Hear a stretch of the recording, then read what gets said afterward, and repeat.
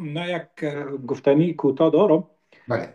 یک مشکلات از طرف سپاه پاسداران در کابل بالای ما آمد. من پسر بزرگ خود خانه یکی از کلانایی که از قوم خود ما از مردم تاجیک بود، افغان بود، خانه از او روان کردم. گفتم برو امیر بیبی که بالای کابلی همین مشکلات است. شما باور کنین که می آدم دروازه خود برای پسرم باز نکرد.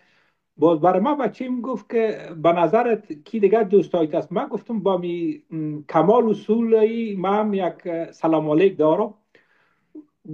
گفت آقا ما برای زنگ بزنم یا نزنم. من گفتم اختیار خودت، به نظر من نزن. باز پسرم گرفته بود به کمال اصولی زنگ زده بود که من پسر کابلی هستم. باز برای بچه‌م گفته بود که کابلی را ما دوست دارم که یک شخصیت ملی بگو که ما کجا بیایم پیشتان. شما باور کنید در اون زمان اینمی کمال اصولی و یک وکیل دیگه به نام زابلی صاحب بود از زابل، این دو نفر آمدن. شما باور کنین که همون چیزی که ما خواسته بودم از او بالاتر برای ما کمک از این کمال اصولی که از ولایت خوست است رسید. یعنی در اون زمان حتی اشکای ما رفت که ای چرا یک تعداد مردم ما را به نام تاجیک به نام پشتون جدا میکنه. تو باور کن که ما اینی اصلا هیچ باورم نمیشد و ما فهمیدم که ما مردم افغانستان آنقدر وصل هستیم، محبت داریم که کس ما را جدا کرده نمیتونه شود. کمال اصولی امیال صحبت های ما را بشنوه. با خدا به جان تن دوید به ما گپ زد، گفت کابلی صاحب ما طرفدار عزیزم که بتونم یک 10 روز یک ماه خدمت تو را کنم. هم زابلی صاحب برای ما گپ زد، هم کمال اصولی.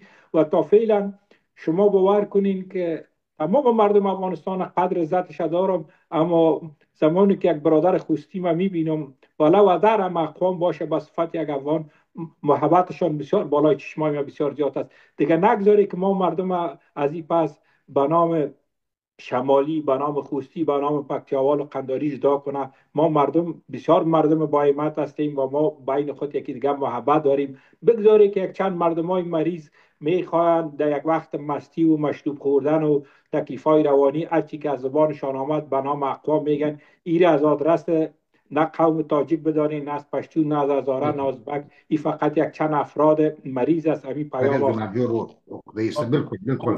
از هم قبل کس سر میتونه از یک قدم میتونه نه فدرالی ساخته میتونه. ما به صفت مردم افغانستان، به صفت افغان انشالله امی در کنار یکی دیگه هستیم و هر کس خواسته باشه که جزی ترین کشیدگی در بین ما بیاره، ای آرمان خدا در گور میبرن. انشالله آرمان به می آرمان خود دفن میشه.